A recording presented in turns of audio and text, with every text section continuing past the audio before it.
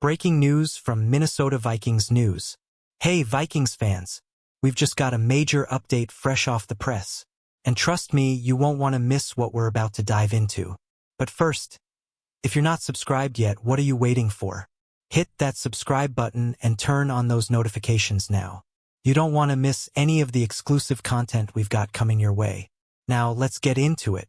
The Minnesota Vikings are sitting pretty at 8-2 after their victory over the struggling Tennessee Titans. But while it's always a blast to talk about the highlights, there's something a lot more interesting lurking beneath the surface of this win, and it could have huge implications as we look ahead. Stick with me until the end because this could change everything you thought you knew about this team. Let's talk about the Vikings' ground game, or rather, the lack of one. For the third time this season, they struggled to hit a solid rushing average. This time, they barely scraped together 2.5 yards per carry, marking their lowest rushing performance of the season. The rushing game, which had looked promising early on, has now failed to average at least 4 yards per carry in 3 out of their last 4 games. You heard that right. And get this, Sam Darnold, the backup QB, ended up as the team's top rusher with a mere 17 yards on the ground. Now, don't get me wrong. There's context here.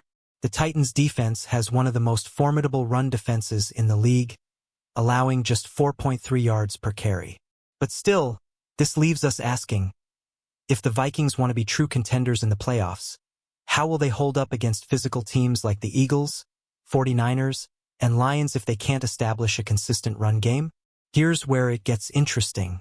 Even with the ground game in shambles, Kevin O'Connell's offensive system and the Vikings' passing attack came through, led by none other than Sam Darnold. That's right, folks, Darnold played like a man possessed, completing 20 out of 32 passes for 246 yards, 3 total touchdowns, 2 passing, 1 rushing, and 0 interceptions. He was all over the place, and it was a performance that had Vikings fans thinking, what if? And don't forget about the defense. Brian Flores' unit stepped up in a major way.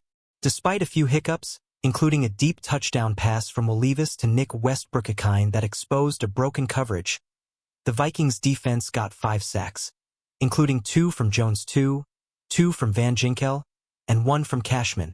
And get this, the Titans' ground game absolutely shut down.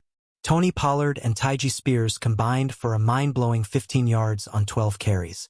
That's 1.7 yards per carry, and it's a testament to just how dominant this defense can be. So what does all of this mean? The Vikings are sitting at 8-2, but they've got some serious issues to figure out when it comes to their rushing attack. As we look ahead to the playoffs, the question is, can this team stay consistent on the ground, or will they rely on big passing performances to carry them through? That's where you come in. I want to know your thoughts. What do you think about the Vikings' rushing struggles? Should we be worried, or is this just a bump in the road? Drop your opinion in the comments below. Before you go, make sure you subscribe to Minnesota Vikings News, hit that bell to stay updated, and join us for more deep dives into the biggest storylines surrounding this team. Trust me, you won't want to miss what's coming next. See you in the next video. Skol.